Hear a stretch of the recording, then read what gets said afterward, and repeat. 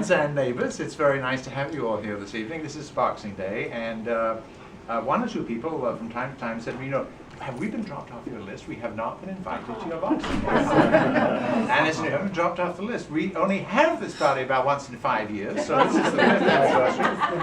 Those of you will remember, the last time we had this Boxing Day party was in December of 2008, and everybody remembered where we were in 2008. So Linda said, let's have a party. Now this year, at least the market is up here, so let's have a party. Here, here. Now, everybody has got their own ideas about Boxing Day. Well, it's Boxing Day, and it's the 26th of December. And the story goes as follows. This became a national holiday in England in about 1500. Now, in 1500, it was before even Downton Abbey. but those of you that have seen that wonderful show will know that there were the lords of the manor, and then there were people who weren't the lords of the manor. And if you weren't the lord of the manor in the 1500s, you were serf, and you worked on the estate, or you worked at the big house every day of the year. You never got a day off. And on Christmas Day, this was a big day because you'd all work like the dickens at the big house to make sure that everybody was happy and well fed. And the custom came that on the 26th, the folks that weren't the Lord's Manor would get the day off. And it was figured out that there was a lot of food left over. A lot of food left over, which we now call leftovers, and some of us actually look forward to it, as did they, because in those days the leftover food from the Christmas Day was boxed up. And it was either for the people who worked on the estate to come pick it up, or they would drive around the estate in their carriage, and Maggie Smith would drop it off for the very grateful people, because this was certainly the best food that they had seen in a year. So that was the original Boxing Day, when boxed up the leftovers from Christmas Day. And then in later years, it became a national holiday, and we didn't have to distribute leftovers anymore, and it became a day when there was no religious significance. It was just a day off, and it's the only day that they had that didn't have some church festival. It was just a day off.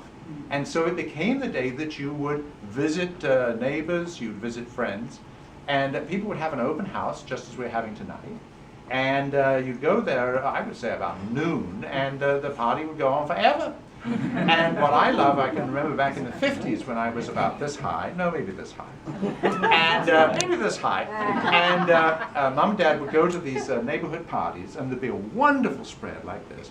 And of course, all the adults would find certain beverages to their liking, and the children, that would be me, were left entirely to run wild. Eat all we want, drink all we want, do it. And no adult supervision for a whole day. At the end of the day, we sort of round it up and say, so Boxing Day became an absolutely favorite day of the year. And it still is my favorite day of the year. Today, Boxing Day is still a holiday in England. It's the day when all the big sporting events take place. And for those that are interested, this is the day that the hunt takes place. So people who dress in the red coats and chase the fox and do all that sort of thing, today is the Boxing Day hunt.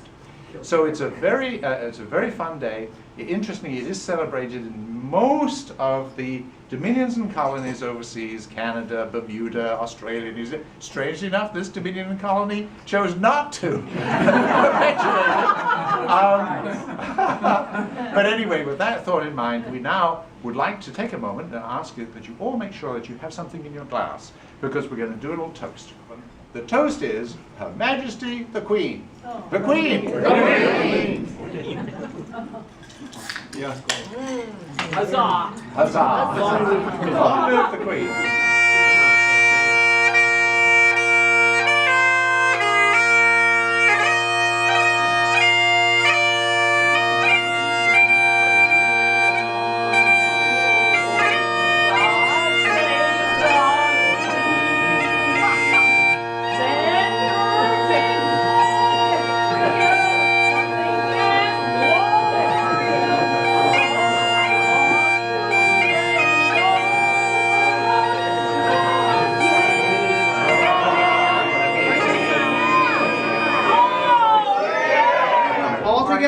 Slanjavor? Slanjavor. You've done this before. Write that down. So then, We could all it's do all it right. when he comes. Yeah. I'm going to play the national anthem of Scotland. Absolutely.